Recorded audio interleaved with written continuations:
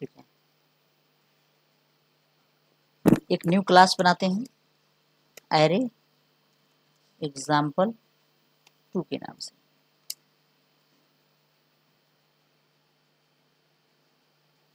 इसके अंदर क्या करेंगे, हम डिफरेंट डिफरेंट जितने भी हमारे पास टाइप हैं सभी टाइप के हम एरे बनाएंगे, उन सभी टाइप के एरे बनाएंगे, उसके अंदर वैल्यू रखेंगे और उसको हम क्या करेंगे, रीड करेंगे। क्या करें, पहले मेन मेथड बना लेते हैं, public static void main string array args। अब यहाँ पर जो args है वो एक स्ट्रिंग टाइप का एरे है। तो सबसे पहले कौन सा टाइप होता है, सबसे पहले बाइट होता है। प्रिमिटिव की बात करें, अगर हम बात करें प्रिमिटिव की, प्रिमिटिव टाइप, तो क्या होगा, बाइट टाइप का एक वेरिएबल बनाएंगे, एरे मतलब बाइट टाइप का एक एरे बनाएंगे बाइट एरे के नाम से, और इसके अंदर कुछ ना कुछ वैल्यू हम रख सकते हैं। देखते हैं रख करके कितना रख सकते हैं।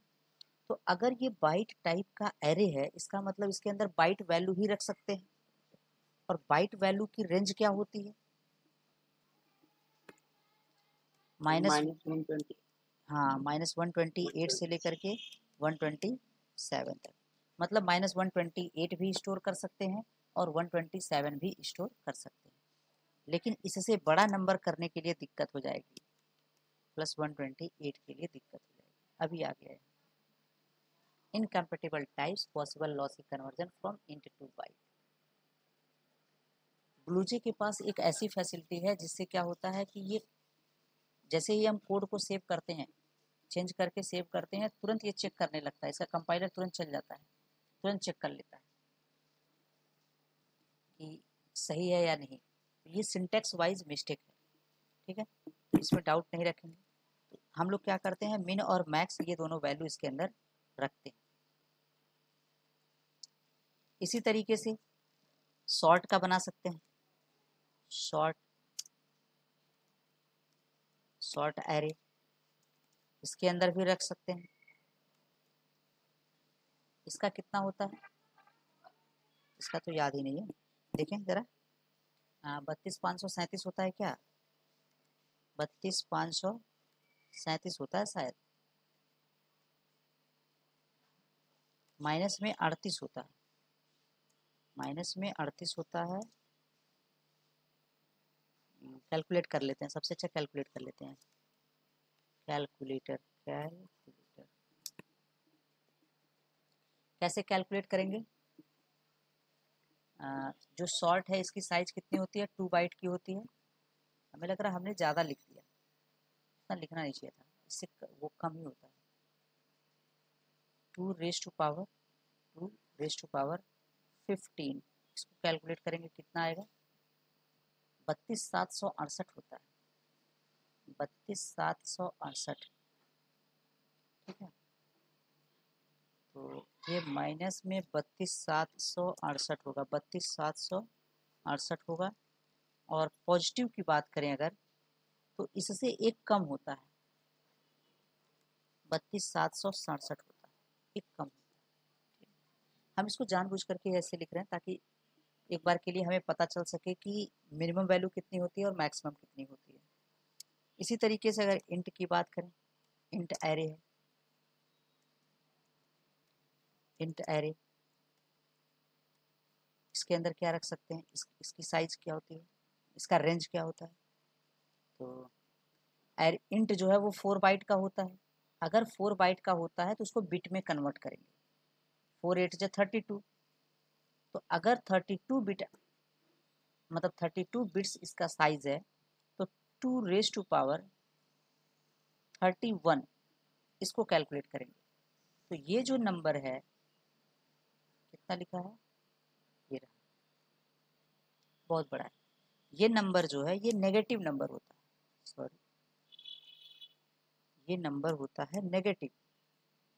कॉमा वगैरह आ रहा है, इसको हटाएंगे नहीं तो ये एरर आ जाएगा, आया नहीं इसमें, क्या बात है सर अलग अलग टाइप हो गए ना। हाँ हाँ मैंने ध्यान ही नहीं दिया सॉरी सॉरी भैया, हम सोचने लगे, हमने ध्यान ही नहीं दिया। ये ठीक, कॉमा, लेकिन इसने कॉमा उठाया कहाँ से, इसमें था क्या? अच्छा हाँ, इसमें दिया है। और पॉजिटिव में क्या होगा? यही एक कम हो जाएगा, 7 हो जाएगा।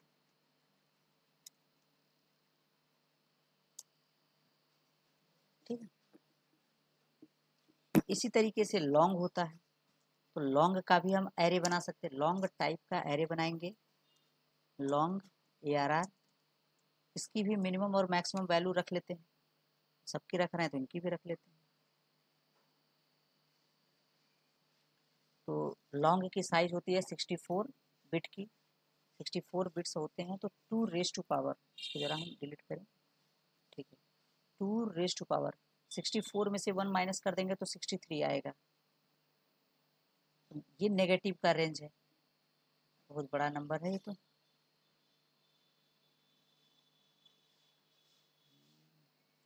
इतना बड़ा नंबर हम रिप्रेजेंट कर सकते हैं।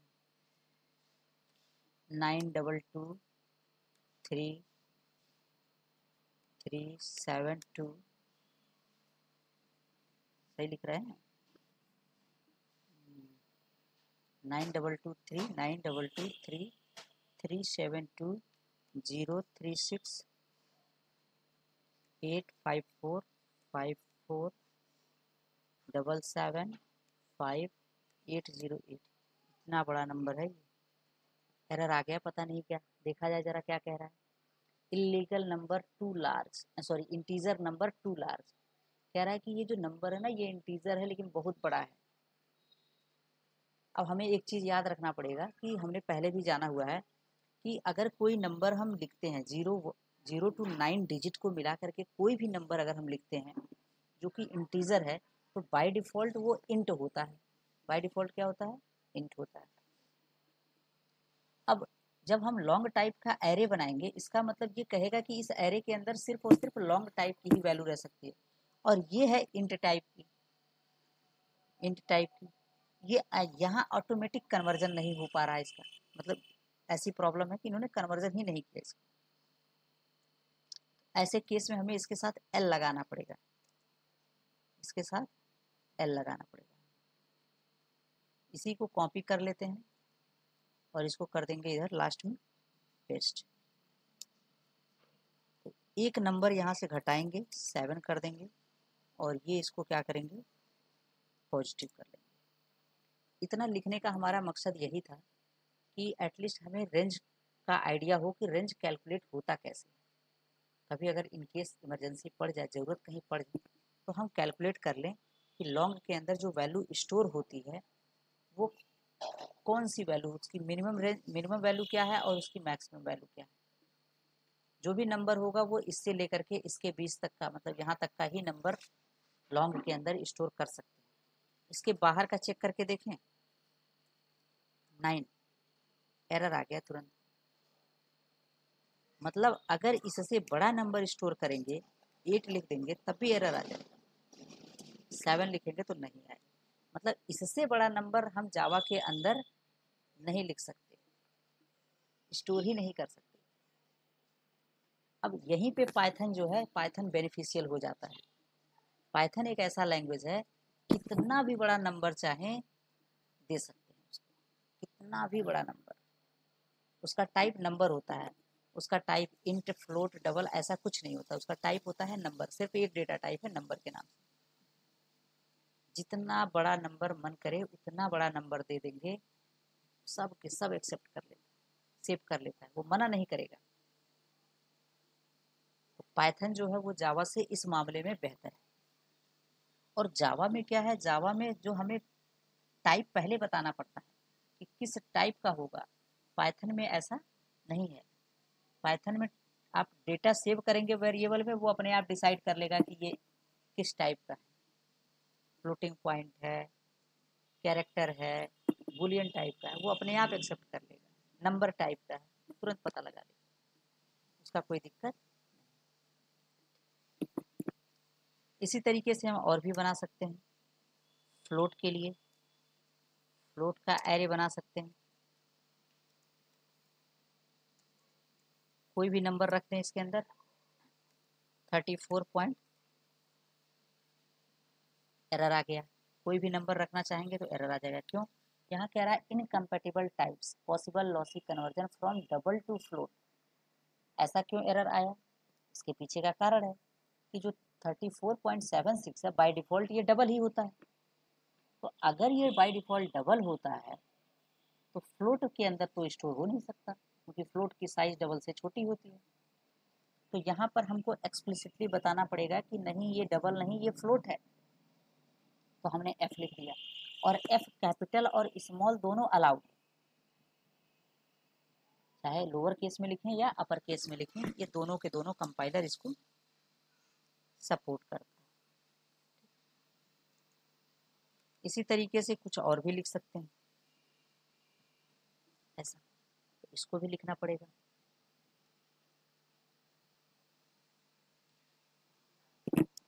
इसके बाद डबल टाइप का जो एरे होगा इसके अंदर तो डायरेक्ट हम रख सकते हैं। ये जो है ये इसके रेंज नहीं है, ठीक है, ये फ्लोट के रेंज नहीं है। डबल एरे, इसमें अब हम कुछ भी रख सकते हैं, कोई बाउंडेशन नहीं है, ठीक। मतलब हम किसी भी टाइप का, जितने भी प्रिमिटिव टाइप्स हैं उन सभी के लिए हम क्या कर सकते हैं, एरे बना सकते हैं। कैरेक्टर का एरे बना सकते हैं, कैर टाइप का एरे, कैर एरे। इसके अंदर जो भी वैल्यू रखेंगे वो कैरेक्टर होगा, जैसे कि ए रख सकते हैं, कॉमा 1 रख सकते हैं, कॉमा कोई स्पेशल सिंबल रख सकते हैं, डॉलर रखती है। इस तरीके से हम अल्फ़ाबेट भी रख सकते हैं, फिर डिजिट भी रख सकते हैं, और फिर कोई स्पेशल सिंबल भी रख सकते हैं, क्योंकि everything is character. Single quote में होगा तो कैरेक्टर होगा। स्केप सीक्वेंसेस भी लिख सकते हैं इसके अंदर स्लैश टी करके, सही। अच्छा ए करके लिखें, एरर आ गया। यह एक थोड़ा सा क्या लिखा है, अनक्लोज्ड कैरेक्टर लिटरल। ऐसा क्यों बोला? क्योंकि ये जो स्लैश ए है पहले था लेकिन अब नहीं है। स्लैश टी अभी सपोर्ट करता है। हमारे सिस्टम में जो जावा का वर्जन है उसको हम पता लगा सकते हैं कुछ इस तरीके से, जावा हाइफन हाइफन वर्जन, जरा चेक करें, ये रहा। तो हमारे सिस्टम में जो जावा का वर्जन चल रहा है वो कौन सा वर्जन चल रहा है, ओपन जेडीके होता है, एक ओपन जेडीके वर्ड होता है, और ये 11.0.22 मतलब जेडीके 11 हमारे सिस्टम में रन कर रहा है अभी। और लेटेस्ट में आज के डेट में अभी जो चल रहा है मार्केट में, मतलब जहाँ तक जेडीके लॉन्च कर किया जा चुका है, ये कहाँ तक है, जेडीके 24 तक है। एक बार जरा हम वेरीफाई करा देते हैं। ये सब चीज़ें माइंड में थोड़ा सा रहनी चाहिए। अगर हम चीज़ें पढ़ रहे हैं तो ये सब चीज़ें हमें होनी चाहिए। स्प्रिंग इनिशियलाइजर के नाम से एक हमारे पास वेबसाइट है जो वेब एप्लीकेशंस क्रिएट करने में हेल्प करती है, प्रोजेक्ट्स बनाने में हेल्प करती है। यहाँ लिखा होगा, यहाँ पे परफेक्टली लिखा होगा। हम लोग जो भी एप्लीकेशन, जो भी सॉफ्टवेयर बनाते हैं उस सॉफ्टवेयर को सबसे पहले यहीं पर हम प्रोजेक्ट का सेटअप करते हैं कि हमारे प्रोजेक्ट को किस किस चीज़ की ज़रूरत है। जैसे प्रोजेक्ट में ग्रेडल हो गया, ये सब बिल्डर टूल कहलाते हैं। ये ऑटोमेटिक फोल्डर स्ट्रक्चर मैनेज करते हैं, हमें फोल्डर स्ट्रक्चर मैनेज करने की ज़रूरत नहीं होती है। ऐसे एक जावा लैंग्वेज है, एक कोटलिन है। कोटलिन से क्या होता है, कोटलिन एक ये लैंग्वेज है जिससे मोबाइल एप्लीकेशन बनते हैं, जैसे एंड्रॉयड है। एंड्रॉयड भी जावा, एंड्रॉयड जावा का ही एक पोर्शन है।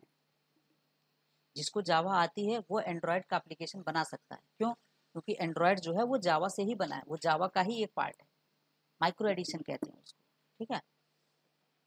तो ये कोटलिन है, इसकी मदद से भी एप्लीकेशन बनते हैं। और ये इसका वर्जन है, ये तो स्प्रिंग बूट का वर्जन है, हमने इसका वर्जन देखा हुआ था, ये रहा। अभी फिलहाल के लिए जो जेडीके जावा का 24 वर्जन चल रहा है मार्केट में, ठीक है।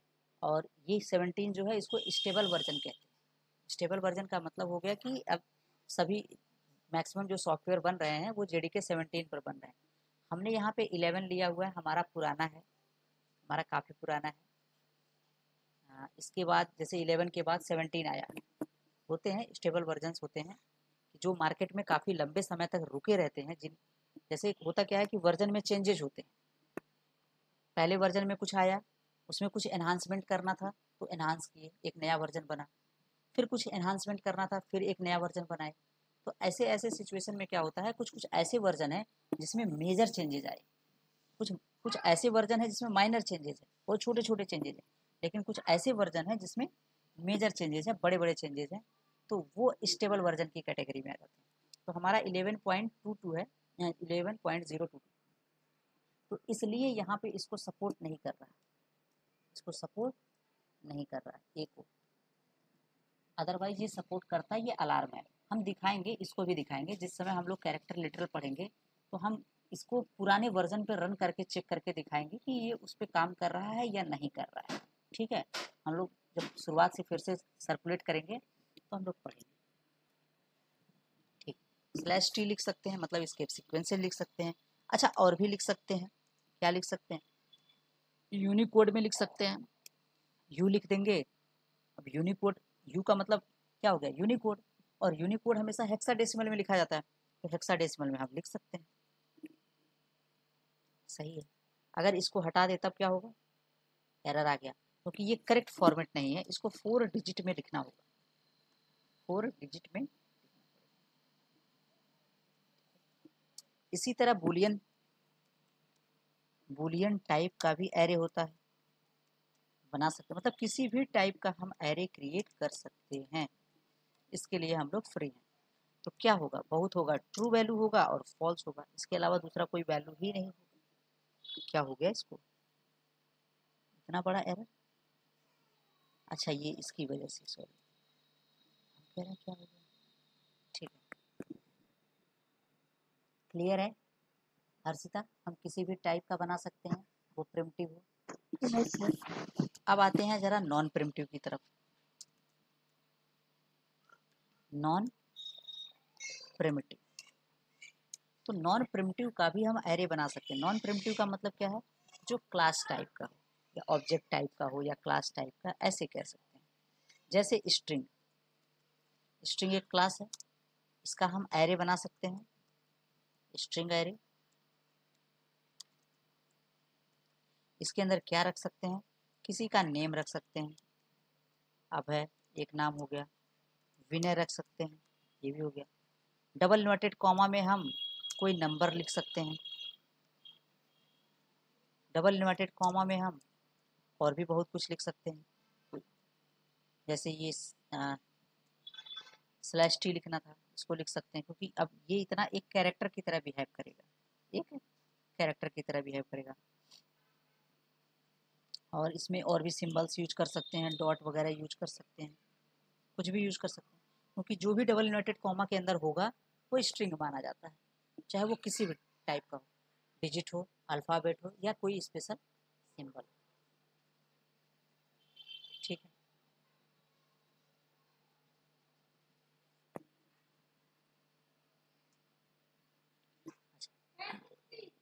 इसके अलावा भी हम किसी भी टाइप का एरे बना सकते हैं, जैसे रैपर क्लासेस उठा लें, इंटीजर का एरे बना सकते हैं,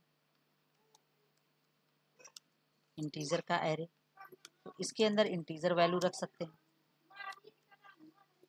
अब ये जो है इंटीजर का एरे, इसका मतलब क्या हुआ, ये इंटीजर जो है एक क्लास है, इंटीजर क्या है, क्लास है। इसका मतलब ये जो एरे बनेगा, इस एरे के अंदर इस इंटीजर क्लास का ऑब्जेक्ट रख सकते हैं, इसके कहने का मतलब ये है, इसका ऑब्जेक्ट।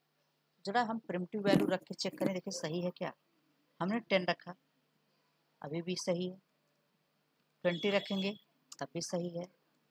न्यू इंटीजर, इस तरीके से नया इंटीजर बनाएं तो भी सही है, इसमें गलतियां नहीं है, सही है। ठीक है, ये क्या है, ये एक ऑब्जेक्ट बनाएगा, उसका रेफरेंस यहाँ पे रिटर्न कर देगा, तो ये क्या करेगा, ये ऑब्जेक्ट टाइप का है, इसमें क्या होगा, इसमें ऑटोमेटिक कन्वर्जन होगा, क्योंकि भाई इसके अंदर क्या रख सकते हैं,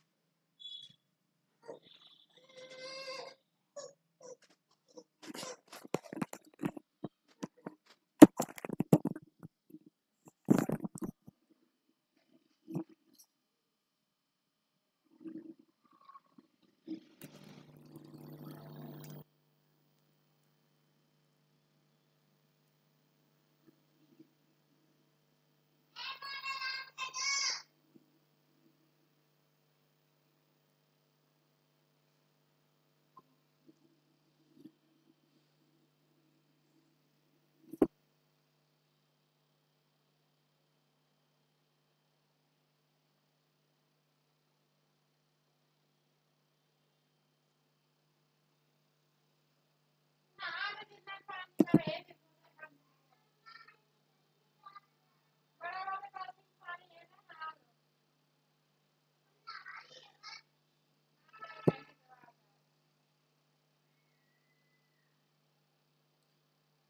हेलो।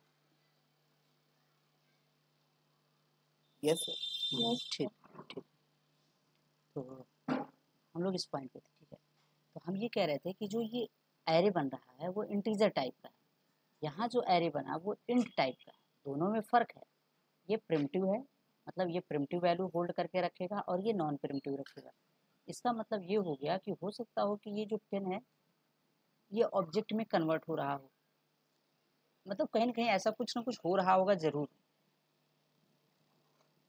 ज़रा इसको चेक किया जाए, इसके बारे में हम ज़्यादा श्योर तो नहीं है क्या क्या चीज़ें इसके अंदर होती है, इंटरनल प्रोसेस क्या है, लेकिन हमें ऐसा लगता है क्योंकि जब ऑब्जेक्ट ही इसके अंदर स्टोर होना है तो कैसे होगा, तरीका तो यही है।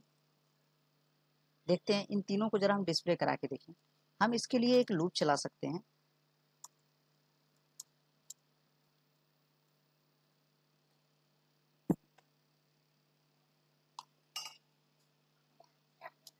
यहाँ लिख सकते सर अरेज के लिए अरे बना सकते हैं। हैं एरे के लिए एरे, एरे के लिए एरे, हाँ बिल्कुल बनता है। जो एरे के लिए एरे बनता है वो 2 डायमेंशनल या मल्टी डायमेंशनल कहलाता है। 2 डायमेंशनल या मल्टी डायमेंशनल कहलाता है, ठीक है। Int i equals to 0 semi colon i is less than, total कितने एलिमेंट हैं, 3 एलिमेंट्स हैं। इसका मतलब लेस देन 3 तक चीज़ को चलना चाहिए, या हम ऐसे लिख सकते हैं इंटीजर एरे डॉट लेंथ, सबसे बढ़िया है, सेमी कॉलन आई प्लस प्लस। अब हम क्या कर सकते हैं, यहाँ पे देखते हैं, जरा डिस्प्ले करा कर देखें क्या मिल रहा है।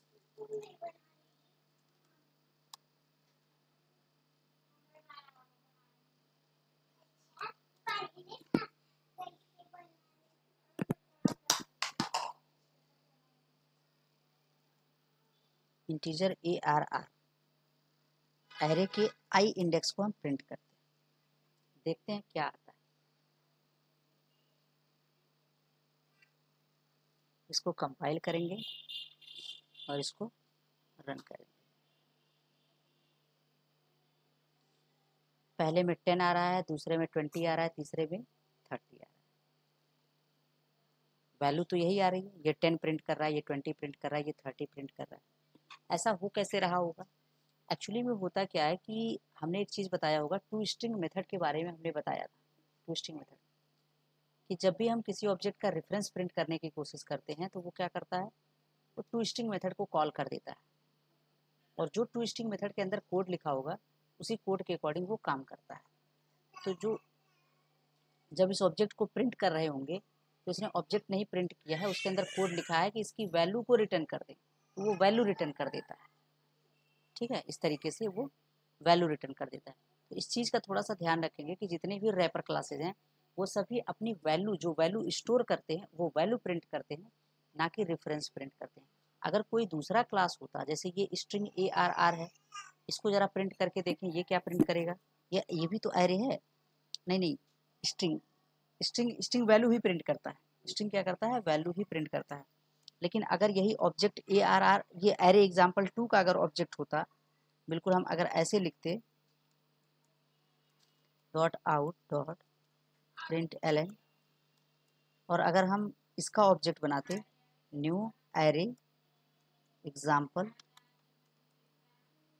2 इसका, तो ऐसे सिचुएशन में कुछ इस तरीके का आउटपुट हमें मिलता।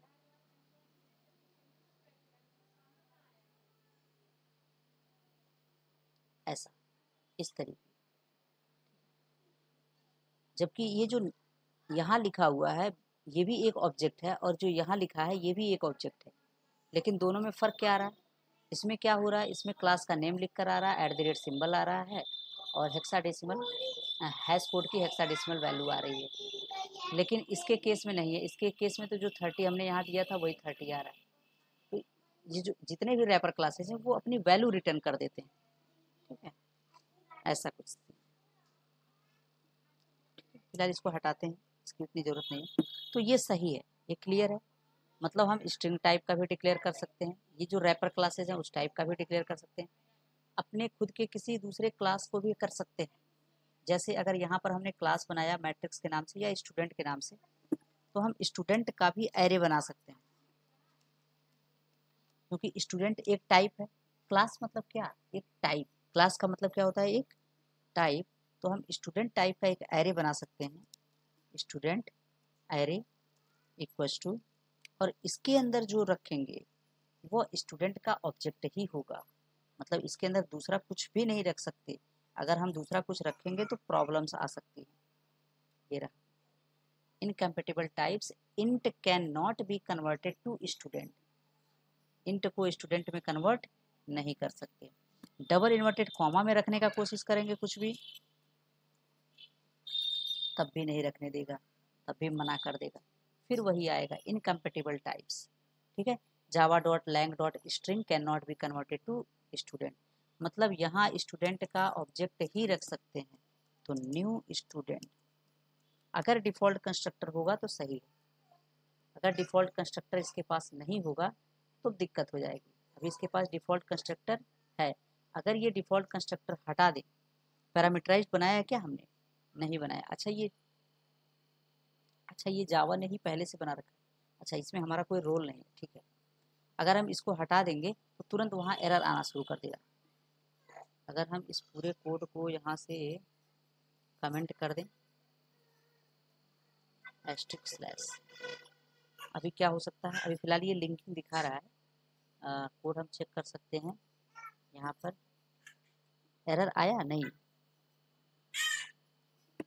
यानी ये रन टाइम पर एरर आएगा क्या, जरा कंपाइल करें, कंपाइल तो हो गया, रन करें।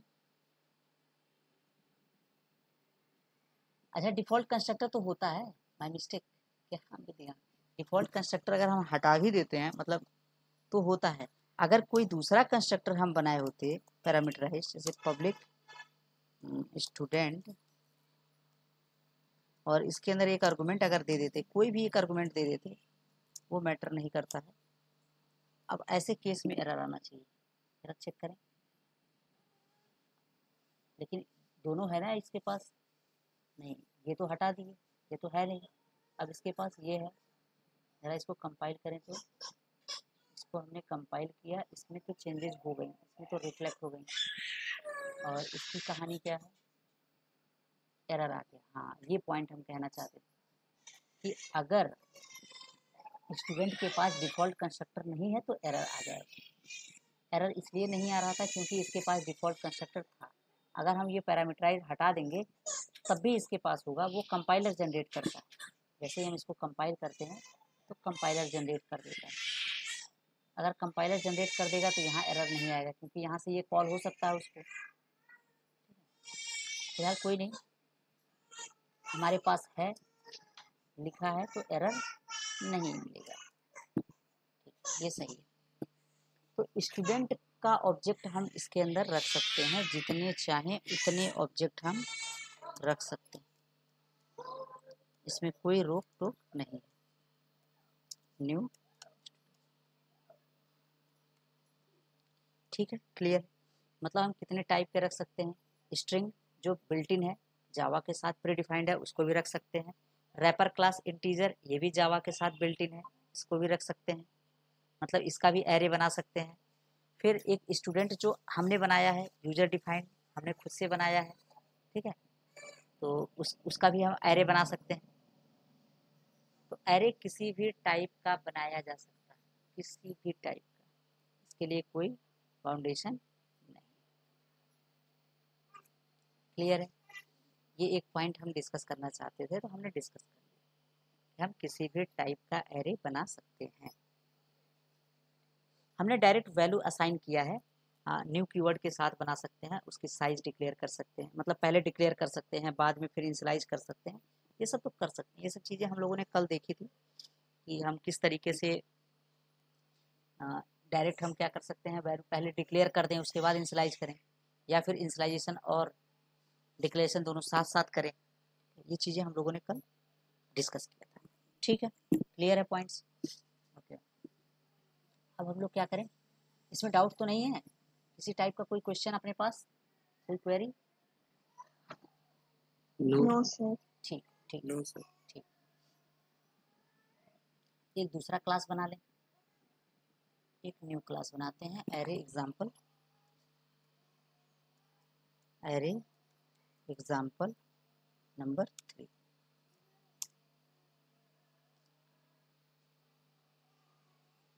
कल हम लोगों ने 1 डायमेंशनल एरे देखा था, आज हम लोग उसको 2 डायमेंशनल एरे को भी डिस्कस करें।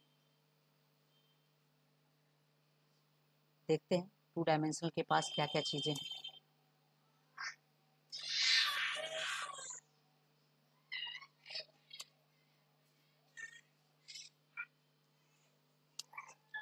Public static void main string array args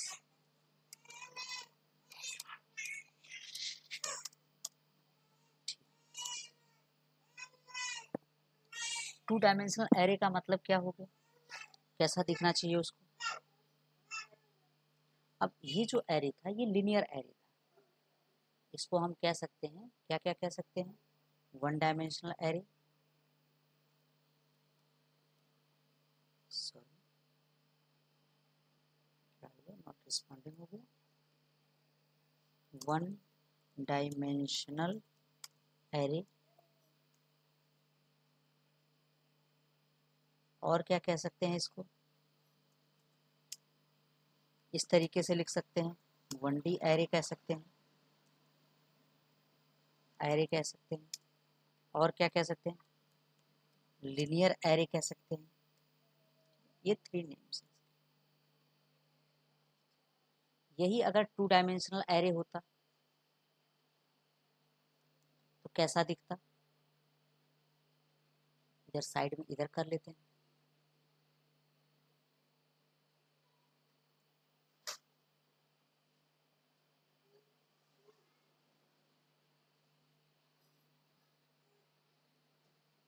एक मिनट, डिस्कस करने से अच्छा है इसको थोड़ा सा हम बढ़ा लेते हैं। ठीक,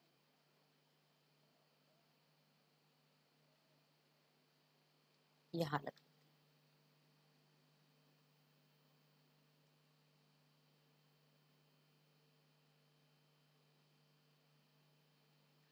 2 डायमेंशनल एरे, 2 डायमेंशनल एरे,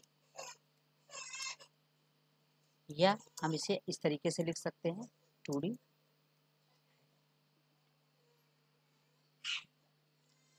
इसका यूज क्या है, दिखता कैसा है, तो जो 2D एरे होगा वो कुछ इस तरीके का हो जाएगा।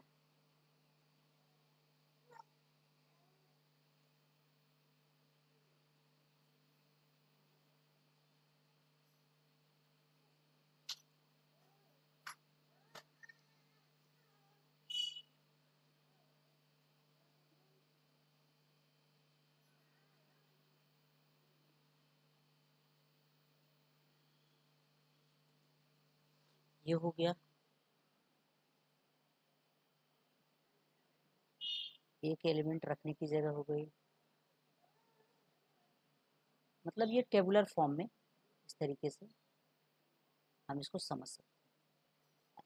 लेकिन मेमोरी में ऐसा नहीं है कि मेमोरी में टेबुलर फॉर्म में बनता है, नहीं, मेमोरी में बिल्कुल नहीं बनता है, ये तो सिर्फ समझने के लिए है, बेसिक अंडरस्टैंडिंग के लिए। यहाँ पर क्या होता है, ये एक मैट्रिक्स की तरह होता है, ठीक है, एज अ मैट्रिक्स, मैट्रिक्स की तरह मैट्रिक्स बोलते हैं। अब इसमें क्या होता है, इसमें भी होती है इंडेक्स, जैसे ये जो पहला है इसको हम 0 इंडेक्स प्रोवाइड करते हैं, 0 इंडेक्स, इसको 1 इंडेक्स,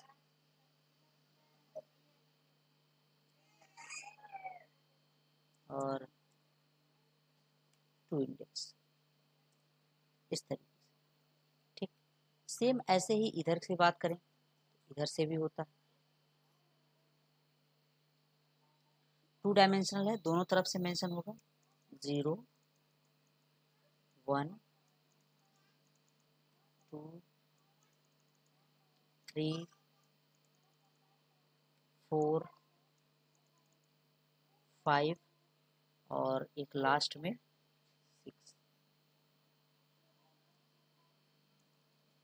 6। ठीक, इस तरीके से। अब अगर ध्यान से देखें, सिर्फ एक लाइन की बात करें, अगर हम ध्यान से सिर्फ एक लाइन की बात करें, तो जो एक लाइन है वो क्या है?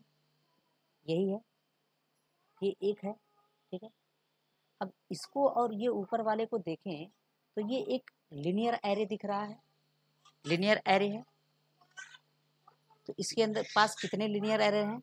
1 2 एंड 3 लिनियर एरे हैं। इसको कैसे लिख सकते हैं, कैसे बना सकते हैं? तो अगर ये इंटीजर टाइप का है तो इंट है, एक डायमेंशन लगाएंगे, ये सिंगल डायमेंशन, इसका मतलब ये लिनियर हो गया, लिनियर। और ये लिनियर कितने हैं? बहुत सारे लिनियर हैं। ठीक है, तो यहाँ से यहाँ तक क्या है? एक लिनियर एरे है और फिर उसका भी एरे है, उस पर भी यहाँ पे एरे लगा रखा हमने। ठीक है, ये बात समझ में आ रही है कि एरे का भी एरे बना सकते हैं क्या? बिल्कुल बना सकते हैं। लिनियर एरे का एरे बनाएंगे तो क्या बन जाएगा? 2 डायमेंशनल एरे या मल्टी डायमेंशनल एरे बनेगा। तो अगर हम इसका नेम ARR दें इस तरीके से, जैसे वो पिछला लिखे हुए थे, तो क्या बनेगा? हम ऐसे लिख सकते हैं न्यू इंट। अब हमें यहाँ पे साइज देना पड़ेगा, 2 साइज अलग अलग। ये जो पहला होगा ये क्या है? कितने रो हैं, ऐसा कुछ, कितने रो हैं। तो टोटल रो कितने हैं? एक 0 है, एक 1 है, एक 2 है, मतलब टोटल 3 रोज हैं। कितने कॉलम्स हैं? तो 0 से लेकर के 6 तक, इसका मतलब टोटल 7 कॉलम्स हैं। ये इसकी साइज है। ठीक, ये एरे का क्या हो गया? डिक्लेरेशन। और इसमें कितने एलिमेंट हैं? टोटल कितने element? Total number of elements equal to कितने हो जाएंगे?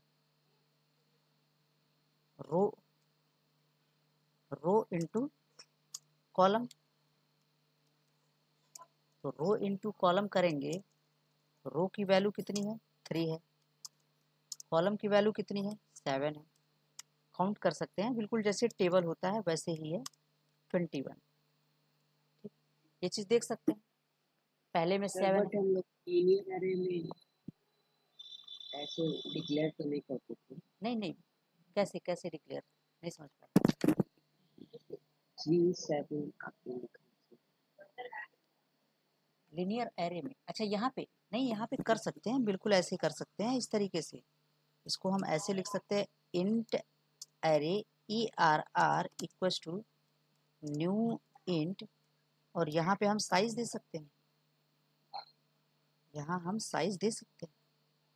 ये चीज़ तो हम लोगों ने कल प्रोग्राम बनाया था, तो उसमें हमने बताया था कि हम इसको 2 तरीके से लिख सकते हैं। एक तरीका ये है कि एरे को डिक्लेयर भी करेंगे और इनिशियलाइज भी करेंगे, और एक तरीका है सिर्फ एरे को डिक्लेयर करेंगे कि उस एरे की साइज क्या है, कितना एलिमेंट वो स्टोर करके रख सकता है, सिर्फ डिक्लेरेशन करेंगे, उसके अंदर वैल्यू स्टोर नहीं करेंगे। तो ये दोनों तरीके हैं हमारे पास, इसके पास भी है, इसमें भी है, इसमें भी हम डिस्कस करेंगे कि अगर एलिमेंट रखना चाहते हैं इस एरे के अंदर, हम चाहते हैं कि डायरेक्ट हम एरे के अंदर क्या रखें? एलिमेंट्स रखें, तो कैसे रखेंगे? ये एक इम्पॉर्टेंट पॉइंट है, और इसमें मिस्टेक होती है।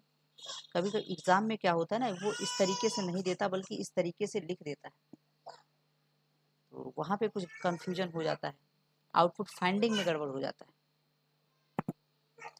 ठीक, तो यहाँ पे क्या होगा? सबसे ज़्यादा पहले प्रियोरिटी होती है रो की, रो वाइज हमेशा डेटा जो भी फिल होता है वो रो वाइज होता है। तो 0 इंडेक्स जो है, यहाँ पे देखेंगे, जहाँ कर्सर हमारा है 0 इंडेक्स, ये 0 फर्स्ट रो हो गया, ये सेकंड रो हो गया, ये थर्ड रो हो गया। एक बार के लिए हम जरा इसको यहाँ पे नेम ऐसे ही लिख दें, इसको हटा करके इसको लिख दें first row, first row, first row, और ये रहे सेकंड रो, सेकंड रो, और ये रहा थर्ड रो, थर्ड रो। ठीक है, इस तरह। तो जब भी डेटा फिल होगा रो वाइज फिल होगा।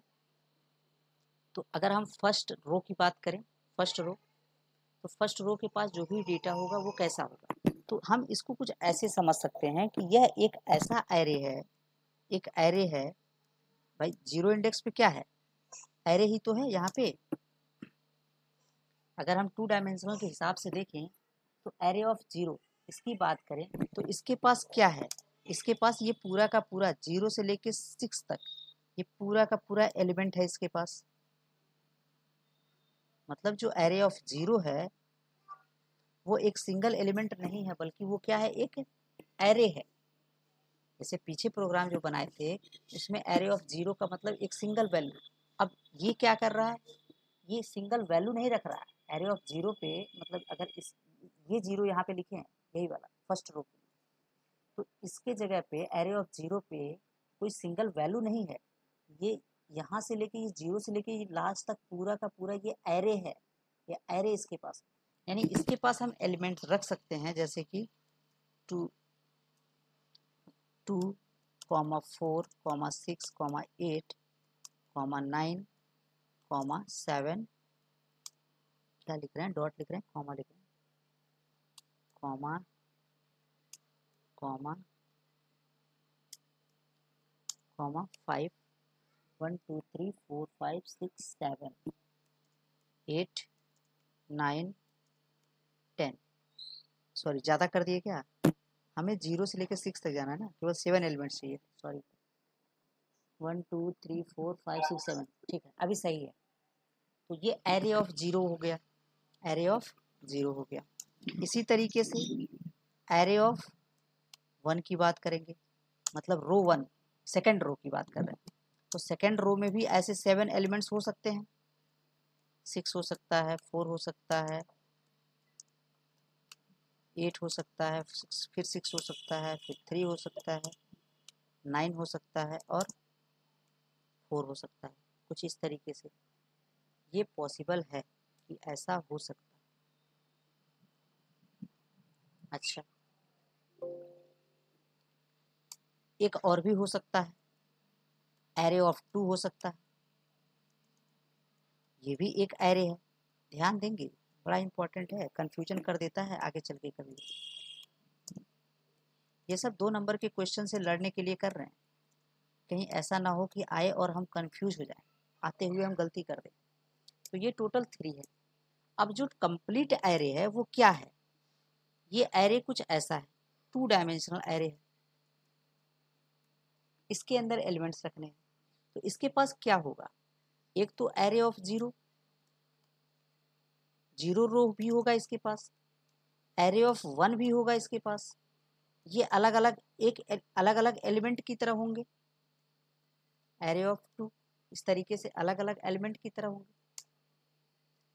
यानी हम यहाँ पे लिख सकते हैं इस तरीके से, करली ब्रेस के अंदर एरे ऑफ जीरो का मतलब क्या है, एरे ऑफ जीरो का मतलब है ये वाली चीज, यहाँ से लेके यहाँ तक की चीज।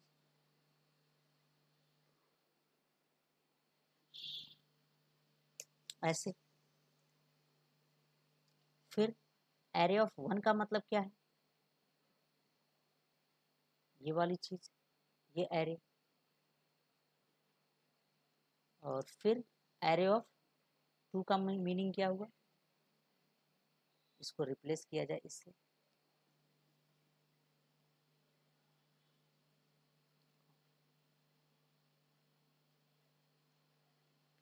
क्या ये तरीका समझ में आया कि हमने इस 2 डायमेंशनल एरे के अंदर वैल्यूज को स्टोर कैसे किया है, ये तरीका समझ में आ रहा है, कंफ्यूज कर रहा है? yes. पक्का हर्षिता, जैन? हमने अपने तरफ से पूरी कोशिश किया है कि हम कितने आसान से आसान तरीके से इसको समझा दें ताकि ये दोबारा समझाने की ज़रूरत ना पड़े, कभी कन्फ्यूजन ना करे। बताने के लिए तो हम हमेशा तैयार रहते हैं, हमेशा बताएंगे, लेकिन हमारी कोशिश यह रहती है कि अगर पहली बार में हम सीख गए और जान गए तो दूसरी बार में कन्फ्यूजन नहीं होगा, दिक्कत नहीं होगा और हम तेज़ी से काम कर सकेंगे। हमारा प्रोसेस यही है। पहले जितना स्लो पढ़ना हो पढ़ें, आराम से पढ़ें, कोई दिक्कत नहीं है। जैसे ही चीज़ें हमें समझ में आने लगेंगी हमारी स्पीड बढ़ जाएगी। ठीक है, शुरुआत बहुत आराम से, इसलिए हमने नए नए तरीके निकाल रखे हैं समझाने और बताने के, कि हम ऐसे समझाएं कि कन्फ्यूजन ना हो। क्योंकि हम लोगों ने जिस टाइम पर पढ़ा था, हम लोगों ने ऐसे नहीं पढ़ा था कि हमने एक एक चीज़ को तोड़ करके बताया, तो इसे समझने में काफ़ी समय लग गया और जब एग्ज़ाम में कभी आ जाता तो कन्फ्यूजन हो जाता कि किस ऑर्डर में लिखा गया है। तो अब तो कंफर्म हो गया कि ये रो वाइज लिखा गया है, ये पहला रो है, ये दूसरा रो है और ये तीसरा रो है। अब हम इसमें क्या करेंगे, एलिमेंट्स को एक्सेस करेंगे, इसमें एलिमेंट्स को एक्सेस करेंगे। देखते हैं कैसे एक्सेस करेंगे।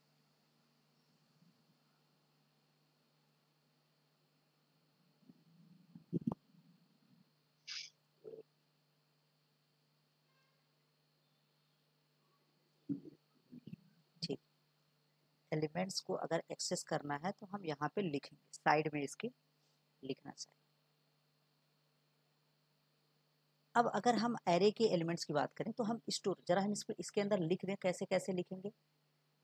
तो पहला एलिमेंट यहाँ रहेगा, ठीक है, पहला एलिमेंट यहाँ रहेगा। अब अगर, अच्छा, क्लास 10th में मैट्रिक्स है क्या आईसीएसई बोर्ड में? यस यस है, अभी तो पढ़ाया नहीं गया होगा। पढ़ा दिए हैं, तब कोई दिक्कत नहीं, अगर पढ़ा दिए हैं तो हमारे समझाने में बहुत आसान है। तो अगर इसको मैट्रिक्स की नज़र से देखें तो इसको हम कह सकते हैं कि ये 0 0, इसको हम कह सकते हैं 0 0 0 0, हम इसको कह सकते हैं, इसका एड्रेस कह सकते हैं, इसका इंडेक्स कह सकते हैं। कि अगर हमें इस मतलब ब्लॉक को हमको रिप्रेजेंट करना है, आइडेंटिफाई करना है, तो 0 0 से कह सकते हैं। इसका मतलब क्या हो गया, रो भी 0 और कॉलम भी 0।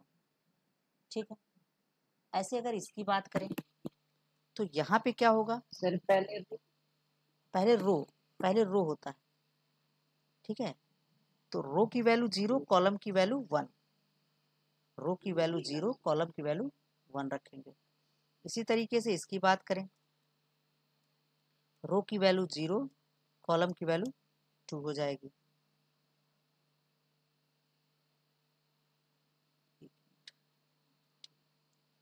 इसके लिए क्या होगा, रो की वैल्यू 0 हो जाएगी और कॉलम की वैल्यू 3 हो जाएगी। रो की वैल्यू 0, कॉलम की वैल्यू 4, रो की वैल्यू 0, कॉलम की वैल्यू 5 और इसके बाद सबसे लास्ट में होगा ये, रो की वैल्यू 0 और कॉलम की वैल्यू होगी 6। यही चीज़, सॉरी क्या हो गया, ठीक है। इसको अगर देखें ध्यान से यहाँ पर, तो इसका भी अपना नेम होगा। अब रो चेंज हो गया, रो की वैल्यू 1 है, रो की वैल्यू 1 है और कॉलम की वैल्यू 0। इसको हम इसलिए लिख रहे हैं ताकि हमें इसका फ़ायदा लेना है, इसको समझना है। ठीक, फिर रो की वैल्यू 1 और कॉलम की वैल्यू 1 हो जाएगी। यहाँ क्या होगा, रो की वैल्यू 1 हो जाएगी, कॉलम की वैल्यू 2 हो जाएगी। इसके लिए रो की वैल्यू 1, कॉलम की वैल्यू 3 होगी। रो की वैल्यू 1, कॉलम की वैल्यू 4, रो की वैल्यू 1, कॉलम की वैल्यू 5 और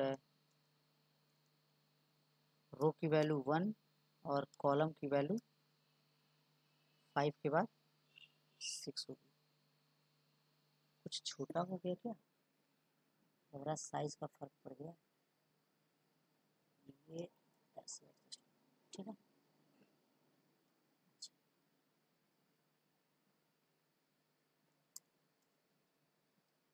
हम यहाँ लिख सकते हैं। तो ऐसा करें, कॉपी पेस्ट का काम करें क्या? इस यहाँ पे 2 हो जाएगा और इसको ब्लॉक खाली रखते हैं, इसको हम कॉपी करेंगे और पेस्ट करेंगे। ठीक है, पहले यहाँ 0 होगा, उसके बाद 1 होगा, उसके बाद 2 होगा,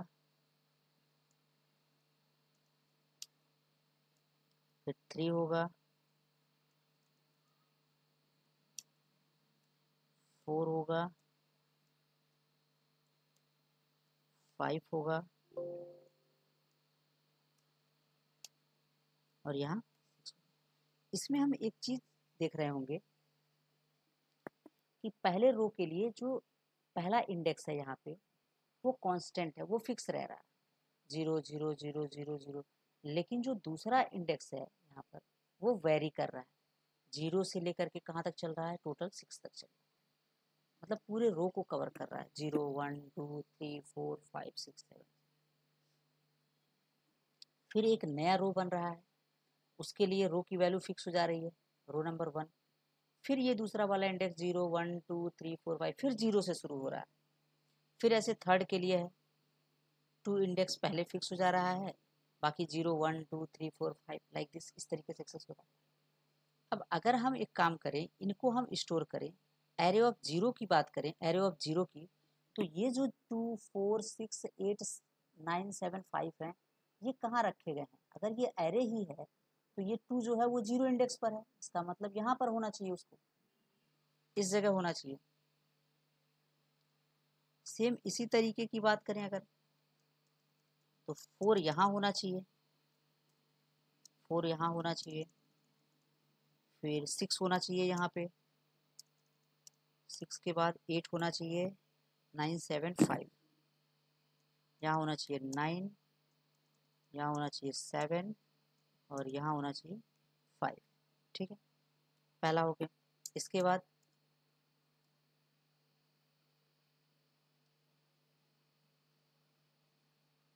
इसकी बारी एरे ऑफ 1 की,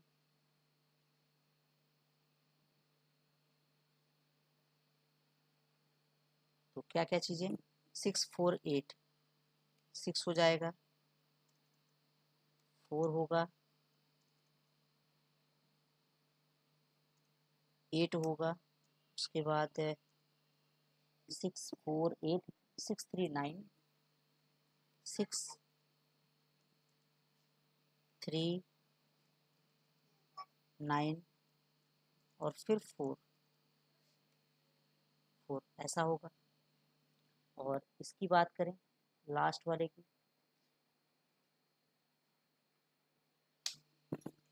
तो 7 5 4 3 7 3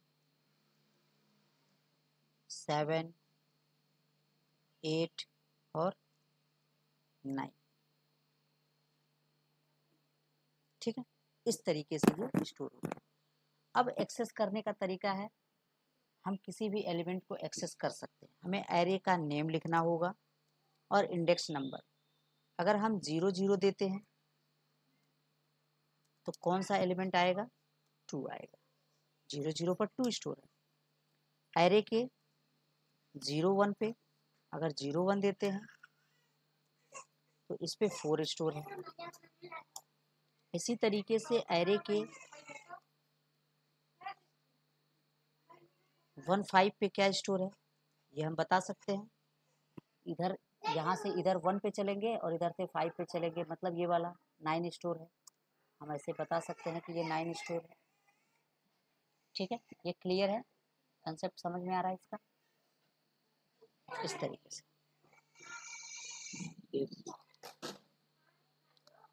अब हम इसको क्या करेंगे, मान लेते हैं ये तो मैनुअल एक्सेस हो गया कि हम मैनुअली एक्सेस कर रहे हैं, लेकिन इसके अलावा भी तरीके होते हैं।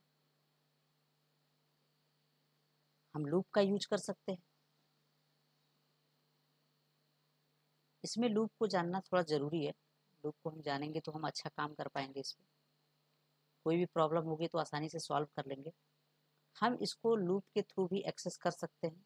क्या करना पड़ेगा, सबसे पहले हमको रो के लिए चलाना पड़ेगा, first row, second row, third row. इसके लिए हमें एक लूप चलाना पड़ेगा। क्यों? क्योंकि यहाँ दो इंडेक्सेस हैं। जो पहला इंडेक्स है वो 0 1 2 इस तरीके से वेरी हो रहा है। देख सकते हैं, इधर भी हमने लिखा था कि जो पहला रो है इसके लिए 0 0 0 0 है पहला इंडेक्स, दूसरे रो के लिए 1 1 1 है, तीसरे के लिए 2 2 2 है। लेकिन ये बदल तो रहा है, पहले 0 है, फिर 1 है, फिर 2 है, ऐसे बदल रहा है। तो इसका मतलब ये हो गया कि उसको वो भी किसी न किसी वेरिएबल से रिप्रेजेंट होगा, जो बदलेगा वो वेरिएबल से ही रिप्रेजेंट होगा। तो हम यहाँ पे इस तरीके से फॉर बनाएंगे, फॉर लूप, और यहाँ लिखेंगे int i equal to 0 semi colon i less than, कहाँ तक चलना चाहिए, अब ये सोचने वाली बात है। तो जो आई है वो 0 1 2 सिर्फ इतना हो सकता है, तो उसको 2 लिख देते हैं सेमी कॉलन। फिर आई प्लस प्लस, आई की वैल्यू पहले 0 होगी, अगली बार फिर नए रो के लिए 1 हो जाएगा, फिर नए रो के लिए 2 हो जाएगा, इस तरीके से। अब ये जो हमने अभी लिखा है I equal to 0, I less than are equal to 2, I plus plus, ये किसके लिए है? ये रो के लिए। फर्स्ट रो के लिए आई की वैल्यू 0 होगी, सेकंड रो के लिए आई की वैल्यू 1 होगी, और थर्ड रो के लिए आई की वैल्यू 2 होगी। तो जो कॉलम चल रहा है, कॉलम के लिए भी तो हमें कुछ ना कुछ करना पड़ेगा। अब ये किसके लिए, ओहो हमने गलती बटन दबा दिया, सॉरी। अच्छा एडिट हो रहा है, ठीक है ठीक है, एडिट हो रहा है, तो कहे लग रहा है गड़बड़ कर दिया। यहाँ क्या हो जाएगा, यहाँ हम लिख सकते हैं फॉर रो, रो के लिए। फिर एक फॉर लूप इसके अंदर लगाएंगे, क्योंकि जब आई की वैल्यू 0 होगी तो उस आई की वैल्यू 0 के लिए फिर से 0 1 2 3 4 5 एक नंबर, एक इंडेक्स बदलेगा, वेरी कर रहा होगा। तो यहाँ पे एक बनाएंगे j equal to 0 semi colon j is less than are equal to, कहाँ तक जाना चाहिए? 6 तक जाना चाहिए, 0 से लेकर 6 तक जाना चाहिए। फिर semi colon j plus plus.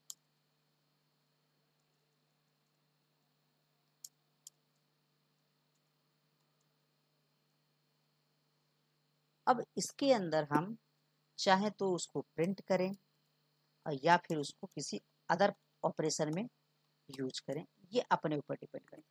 तो जो एरे है उसका हमको कौन सा एलिमेंट चाहिए, दो इंडेक्सेस बताने पड़ेंगे। जो पहला इंडेक्स होगा वो रो के लिए होगा,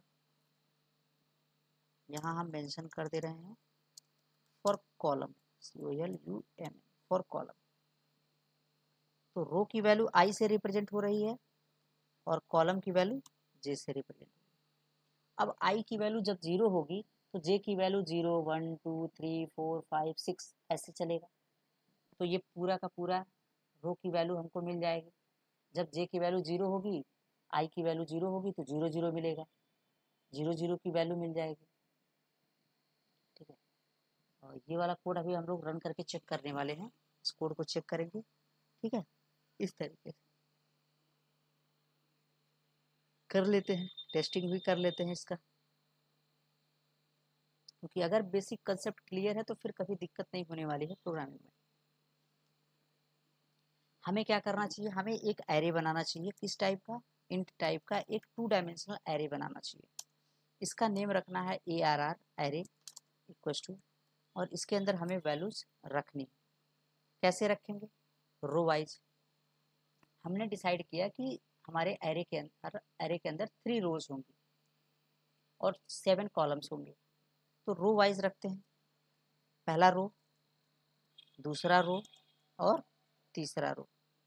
पहले रो में कौन कौन सी वैल्यूज होंगी, पहले 2 होगा, फिर 4 होगा, फिर 6 होगा, 8 होगा, 9 होगा, 7 होगा और फिर 5 होगा, इस तरीके से। इसकी बात करें रो नंबर 1 की, मतलब इंडेक्स नंबर 1 की, तो सबसे पहले 6 स्टोर होगा, फिर 4 होगा, फिर 8 होगा, देन 6 अगेन, 3, 9 और 4, 9,4 ये हो गया। इसमें चलते हैं सबसे लास्ट वाले में। तो पहले 7 स्टोर होगा, फिर 5, 4, 3, 7, 8, कुछ ऐसा स्टोर हो गया। अभी हमें क्या करना है, इसको रीड करना है।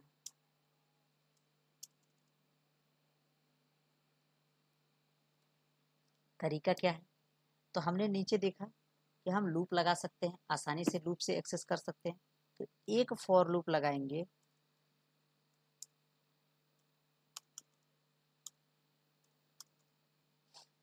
रो के लिए,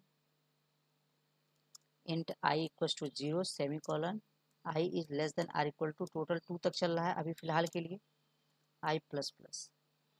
इसके अंदर एक लूप और लगाना पड़ेगा, फॉर लूप।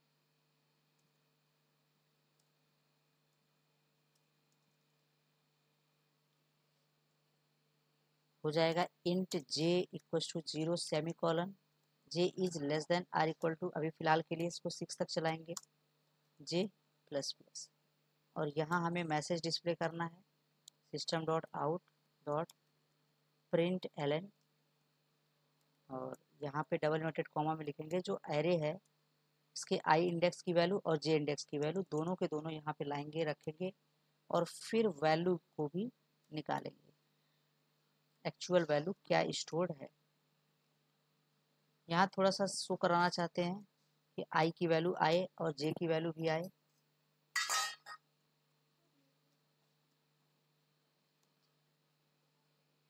ठीक है, इसको स्ट्रिंग फॉर्मेटिंग बोलते हैं। स्ट्रिंग को कैसे हमको फॉर्मेट करना है, कैसे दिखाना है, ये चीज़ें। अब इसे हम कंपाइल और रन कर सकते हैं। चलेंगे यहाँ, कंपाइल करेंगे और इसे रन करेंगे। ये रहा, देख सकते हैं 0 0 पे क्या है, 0 1 पे, 0 2 पे। जब ये 0 की बारी ख़त्म हो गई तो यहाँ 1 हो गया। अब वो फिर से ये 1 0 1 1 1 2 इस तरीके से चला, फिर 2 0 2 1 इस तरीके से ये चला। इसी चीज़ को हम चाहें तो हम जैसे अब अभी तो यहाँ पे जो आउटपुट आ रहा है वो कैसा आ रहा है, एक लाइन में आ रहा है, वर्टिकल ऑर्डर में आ रहा है। हम इसको मैनेज कर सकते हैं कुछ अच्छे फॉर्मेट में। अगर हम थोड़ा सा इसमें चेंज करें, इस चीज़ को अगर थोड़ा सा हम चेंज करें तो हम कर सकते हैं, बिल्कुल कर सकते हैं। कैसे कर सकते हैं, आउट डॉट प्रिंट, यहाँ पे हम प्रिंट का यूज करेंगे। जो भी एरे के आई और जे इंडेक्स की वैल्यू होगी, 0 0 की होगी या 0 1 की होगी, जो भी होगी उसको लिखेंगे। इसके बाद यहाँ पे स्पेस देंगे, ठीक है, और स्लैश टी दे देंगे तो अच्छा खासा स्पेस दे देगा। वैसे स्लैश टी न लगा करके 3 स्पेस दे देते हैं, 3 स्पेस, ठीक है। और जब ये इनर लूप हमारा कंप्लीट होगा तो इसके बाद हम लाइन चेंज करेंगे, dot out dot print l n. Print l n क्या करता है, प्रिंट करने के बाद लाइन को चेंज कर देता है।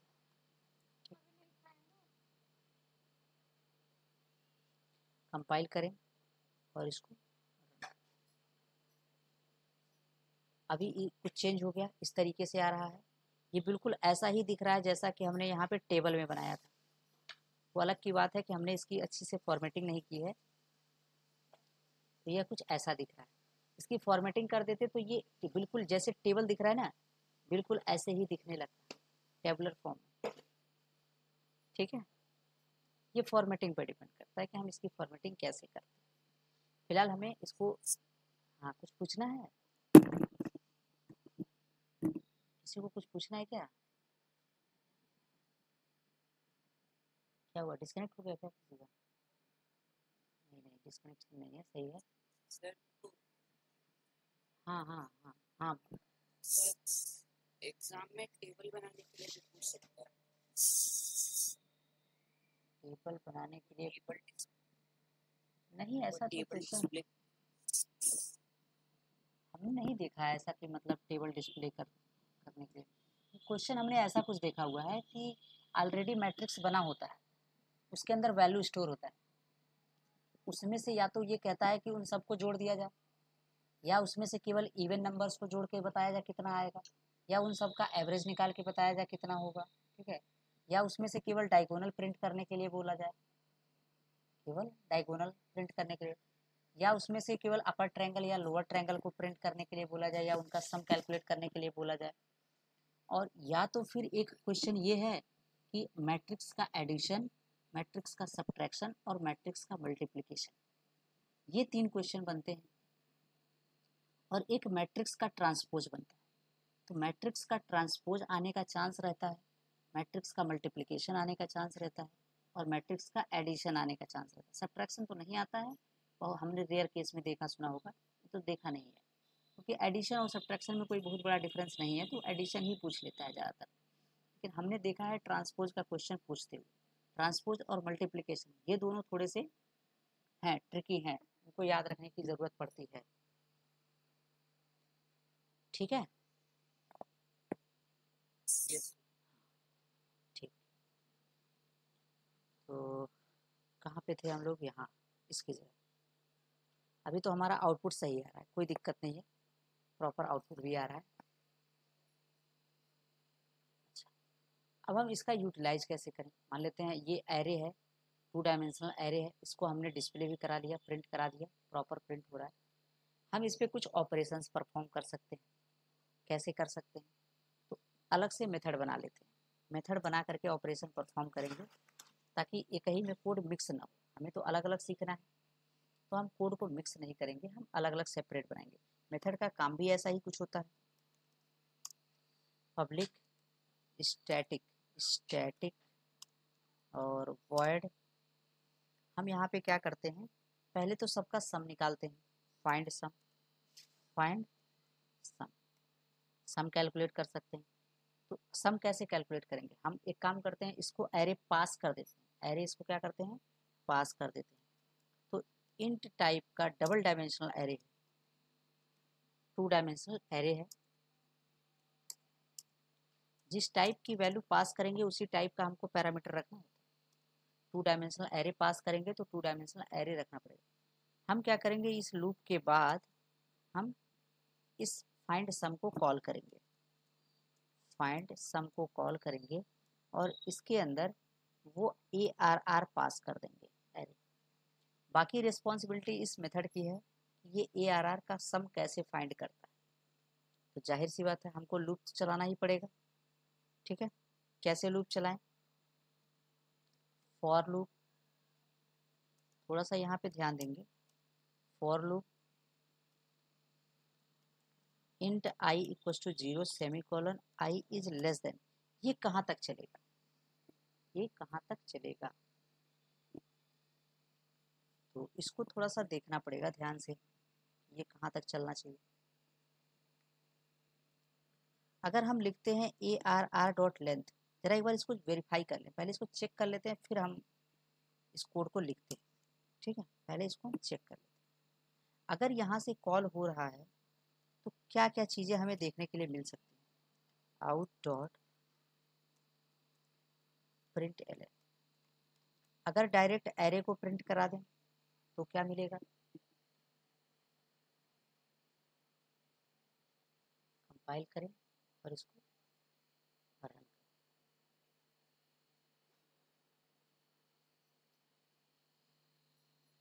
कल हम लोगों ने इस चीज़ को देखा हुआ था, ये कुछ इस तरीके का चीज़ देखने के लिए मिलेगा। 2 डायमेंशनल है तो यहाँ पे 2 स्क्वायर ब्रैकेट लगे हैं, ठीक है, और ये आई लिखा है, उसके बाद से एट द रेट, फिर हैश कोड की हेक्साडेसिमल वैल्यू। अच्छा, अगर हम ARR डॉट लेंथ करें तो क्या मिलेगा?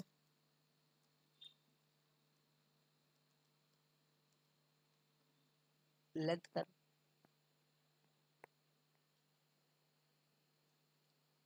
कंपाइल करते हैं और इसको रन करते हैं। अभी हमको क्या मिल रहा है?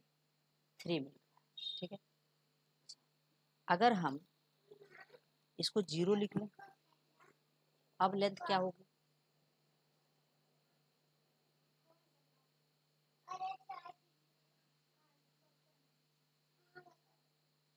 टोटल 7।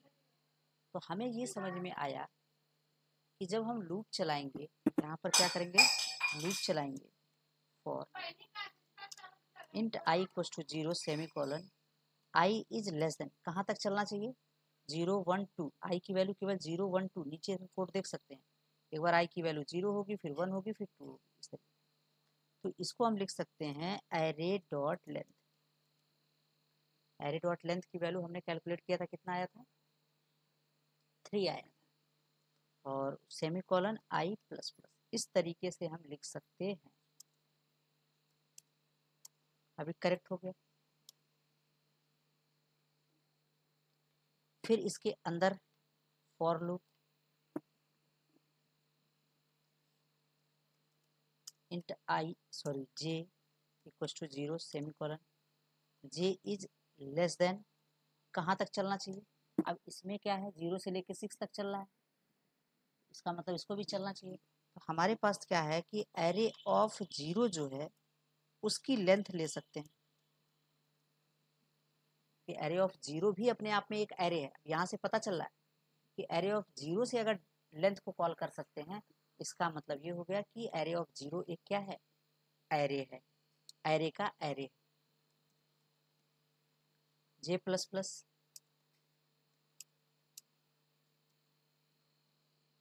इस तरीके से हम लिख सकते हैं। अब हम यहाँ पे एरे ऑफ 0 लिख सकते हैं, या एरे ऑफ 1 लिख सकते हैं, या फिर एरे ऑफ 2 लिख सकते हैं, इसका कोई रेस्ट्रिक्शन नहीं।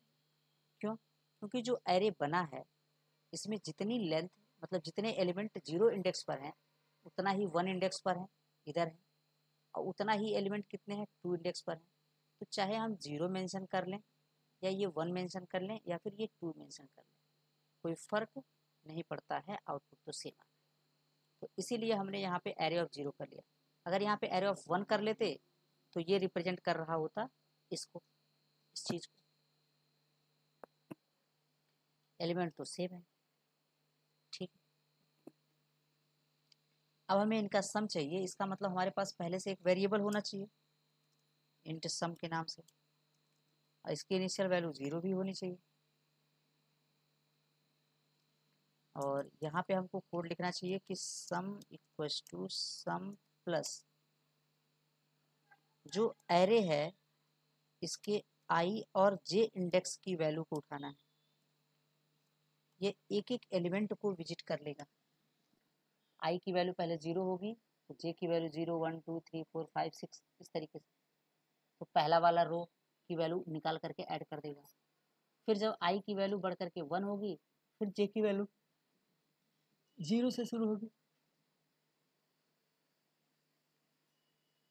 तो सेकंड रो निकल करके चला आएगा, ऐड हो जाएगा। इस तरीके से ये प्रोसेस काम करती है। और फाइनली लास्ट में क्या होगा, हमें इसको डिस्प्ले करा देना होगा, ln the sum of array elements, मिलेगा सम के पास, सब चीजें सम के पास स्टोर्ड है।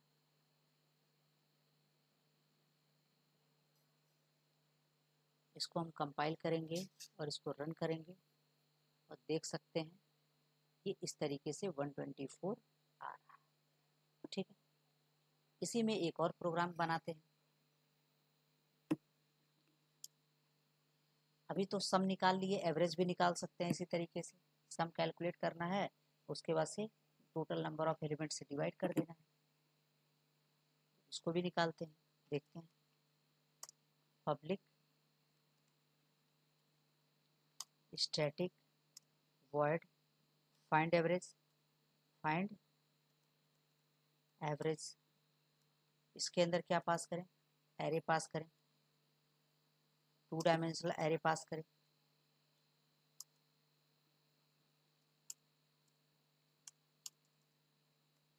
देखते हैं। तो सम कैलकुलेट करने के लिए तो ये कोड होगा ही होगा, इतना कोड तो होगा, कहीं जाएगा नहीं सम के लिए। और जब सम कैलकुलेट हो जाएगा तो हमें इसको डिस्प्ले नहीं करना है, यहाँ पे तो सम को डिस्प्ले करना था, यहाँ डिस्प्ले नहीं करना। इसका मतलब एक वेरिएबल हमारे पास एक्स्ट्रा होना चाहिए एवरेज कैलकुलेट करके रखने के लिए, एवरेज एवरेज इक्वल टू कैसे होगा, जो सम है उसमें हमको डिवीजन करना है। किससे डिवीजन करना है? टोटल लेंथ से। टोटल लेंथ का मतलब क्या? टोटल कितने नंबर ऑफ एलिमेंट्स हैं, ये कैसे पता चलेगा? तो हमने अभी यहाँ पे एक फॉर्मूला बनाया था, शॉर्टकट लिखा हुआ था ये, number of row into number of columns. ये कैसे पता चलेगा कितने नंबर ऑफ रो और कितने नंबर ऑफ कॉलम्स हैं? ये बात तो हमको पता लगानी पड़ेगी। तो अगर हम लिखें ए आर आर डॉट लेंथ, तो हमें क्या मिलेगा? हमें नंबर ऑफ रोज मिल जाएंगी, कितने नंबर ऑफ रोज हैं। फिर हम मल्टीप्लाई करेंगे array of zero dot length, हो गया। क्लियर है ये पॉइंट? जो चीज़ हमने यहाँ पे लिखा है, क्या लिखा है, ये लाइन क्लियर है क्या? हर्षिता, डाउट तो नहीं है इसमें? कहाँ से हमने लिख दिया? क्योंकि हमने अभी जस्ट ऊपर कैलकुलेट किया है, ठीक है। ये एवरेज कैलकुलेट कर देगा, उसके बाद से हम इसको डिस्प्ले करा सकते हैं। System dot out dot print l n average of array elements equals to average हो जाएगा, एवरेज हो जाएगा, ठीक है, ये हो गया। अच्छा, इसके अलावा हम और क्या कर सकते हैं? हम जो इसके डायगोनल एलिमेंट्स हैं, हम उन डायगोनल एलिमेंट्स को प्रिंट कर सकते हैं, ओनली डायगोनल एलिमेंट्स को। तो क्या ऐसा इसमें डायगोनल है, बनेगा? तो इसमें उतना प्रॉपर नहीं बनेगा। अगर सेम ऑर्डर का है, जैसे मैट्रिक्स पढ़ा होगा, तो मैट्रिक्स में क्या होता है, एम क्रॉस, कैसा होता है, एम क्रॉस एन का, एम क्रॉस एन, ऐसा। यस। तो अगर हमारा देखा जाए तो एम का मतलब है row, row wise and column wise. तो रो कितने हैं, 3, ये 3 क्रॉस 7 का एरे है हमारा, ठीक है, 3 क्रॉस 7 का एरे है। अगर ये स्क्वायर होता तो उसमें डायगोनल मिलता, स्क्वायर के अंदर डायगोनल मिलता। इसमें डायगोनल एलिमेंट कैसे मिलेंगे? क्योंकि डायगोनल लेकर चलेंगे तो एक ये वाला होगा, उसके बाद फिर एक ये वाला होगा, एक ये वाला होगा। बल्कि इसको ये वाला और ये वाला अगर मैच कर जाता तब कहते कि हाँ ठीक है, डायगोनल बन रहा है, ठीक है। इसमें तो पॉसिबल नहीं, तो अभी फिलहाल डायगोनल कैलकुलेट ना करें, वैसे एग्जाम्पल पर आएंगे तो हम कैलकुलेट करेंगे। इसमें और कौन सी चीज़ है जो हमें बतानी चाहिए?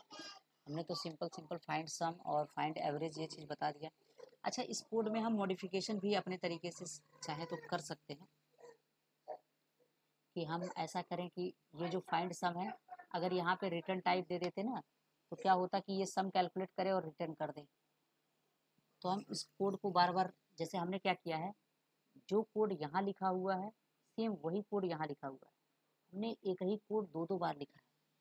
तो ये प्रोग्रामिंग का, बैड प्रोग्रामिंग की कैटेगरी में आता है, ये मिसयूज है प्रोग्रामिंग का, कि हम एक ही कोड बार बार लिख रहे हैं, कोड रिडंडेंसी हो रही है इसमें। तो इसको रिड्यूस किया जा सकता है, ये प्रोग्रामर के ऊपर डिपेंड करता है कि हम इसके लॉजिक को, इसके कंसेप्ट को थोड़ा सा बदलें।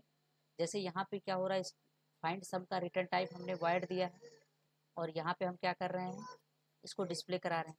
अगर इसी का रिटर्न टाइप इंट होता और इसको कॉल करते और ये वैल्यू रिटर्न करता, तो उसका हम यूज यहाँ पे कर लेते, इसको सॉरी यहाँ पे इस जगह कर लेते, ये हमें सम का कोड फिर से लिखने की ज़रूरत नहीं पड़ती, क्योंकि मेमोरी तो ये भी कंज्यूम करता है।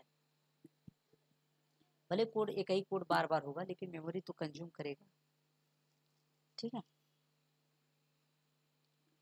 हमने क्या किया, सम कैलकुलेट कर दिया, हमने एवरेज कैलकुलेट कर दिया, और क्या कर सकते हैं इसके साथ है,